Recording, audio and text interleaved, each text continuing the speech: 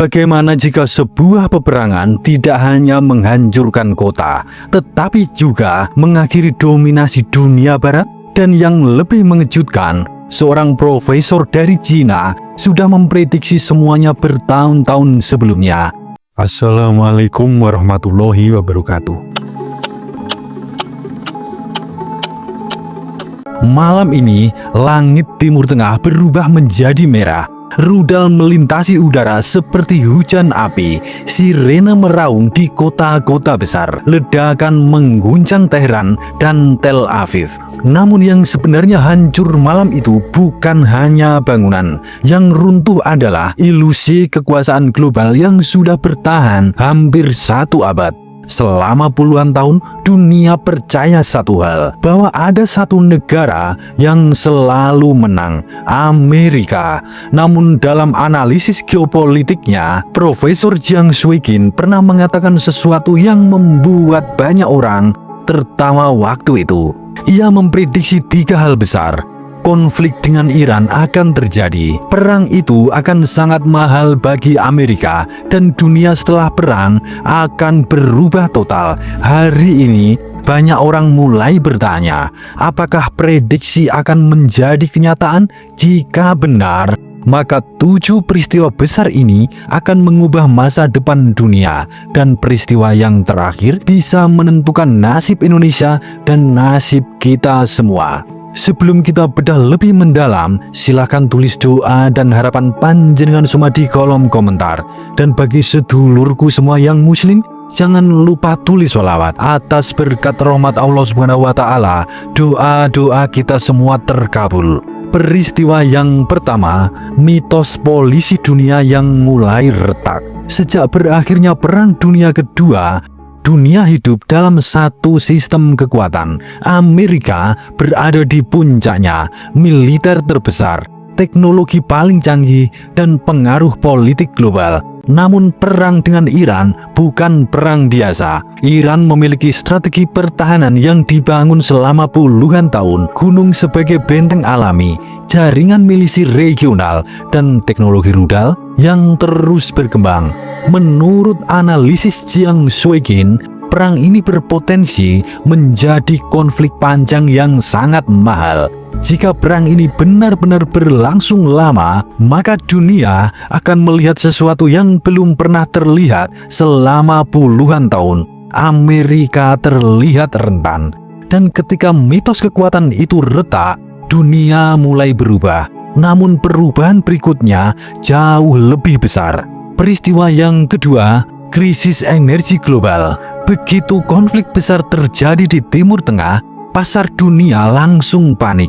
Harga minyak melonjak tajam. Alasannya sederhana, karena ada satu jalur laut kecil yang sangat penting bagi energi dunia, Selat Hormuz. Sekitar 1/5 minyak dunia melewati jalur ini. Jika jalur ini terganggu, seluruh ekonomi dunia bisa ikut terguncang. Harga energi semakin naik, inflasi yang melonjak, dan banyak negara mulai mengalami tekanan ekonomi. Namun krisis ini justru memicu perubahan yang tidak pernah diperkirakan sebelumnya. Peristiwa yang ketiga, awal keruntuhan petrodolar. Selama puluhan tahun perdagangan minyak dunia menggunakan dolar. Sistem ini dikenal sebagai petrodolar. Sistem inilah yang membuat ekonomi Amerika sangat kuat. Namun ketika krisis energi terjadi, beberapa negara mulai mencari alternatif. Aliansi ekonomi seperti BRICS mulai mempercepat penggunaan mata uang lain dalam perdagangan internasional. Jika tren ini terus berkembang, maka dunia bisa memasuki era baru.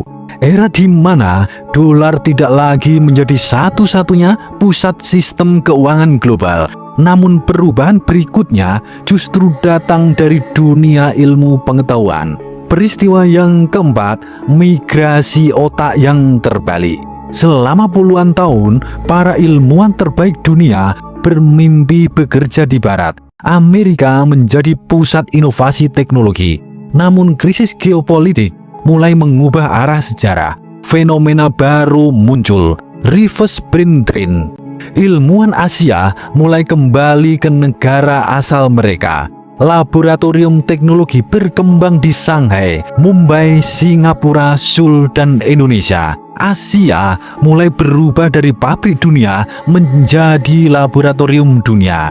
Dan perubahan ini terjadi jauh lebih cepat dari yang diperkirakan. Tetapi ada satu negara yang tiba-tiba berada di posisi strategis dalam perubahan ini. Sekarang kita masuk ke peristiwa yang kelima. Indonesia menjadi titik kunci dunia. Di tengah ketegangan global, jalur perdagangan menjadi sangat penting. Salah satu jalur paling vital berada di Asia Tenggara, Selat Malaka. Lebih dari sepertiga perdagangan dunia melewati jalur ini. Jika dunia ingin menjaga stabilitas perdagangan, maka kawasan ini harus aman. Disinilah peran Indonesia menjadi sangat penting.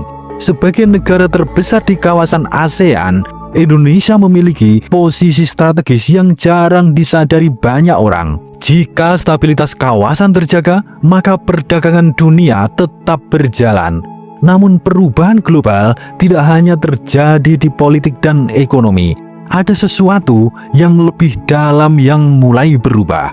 Peristiwa yang keenam, kebangkitan nilai timur. Setelah krisis besar, biasanya membuat manusia mempertanyakan cara hidup mereka. Selama puluhan tahun dunia didominasi budaya barat. Namun krisis global membuat banyak orang mencari nilai yang berbeda. Nilai yang menekankan keseimbangan hidup, komunitas, harmoni, nilai-nilai yang sudah lama hidup dalam filosofi Asia. Budaya Asia yang semakin populer, musik Asia mulai mendunia, budaya Timur mulai mendapatkan perhatian global, soft power Asia perlahan meningkat.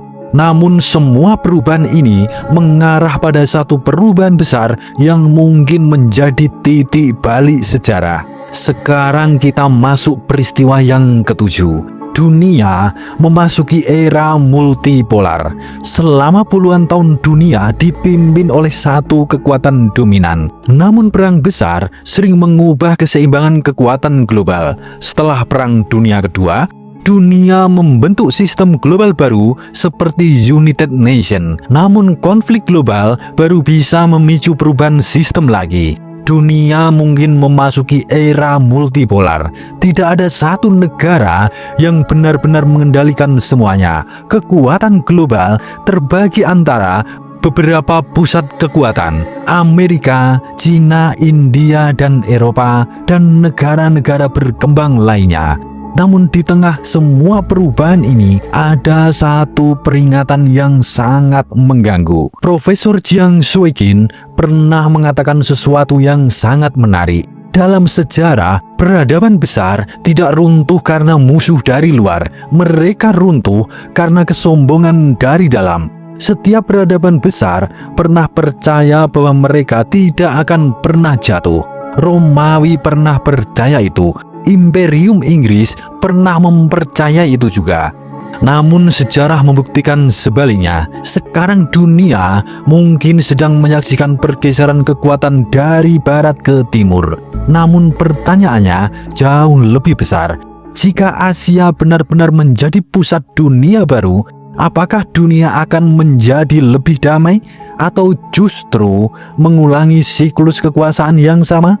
Karena sejarah selalu bergerak dalam lingkaran, dan seringkali kita baru menyadari lingkaran itu ketika semuanya sudah terjadi. Suradira Jayaningrat lebur dening pangastuti. Wassalamualaikum warahmatullahi wabarakatuh.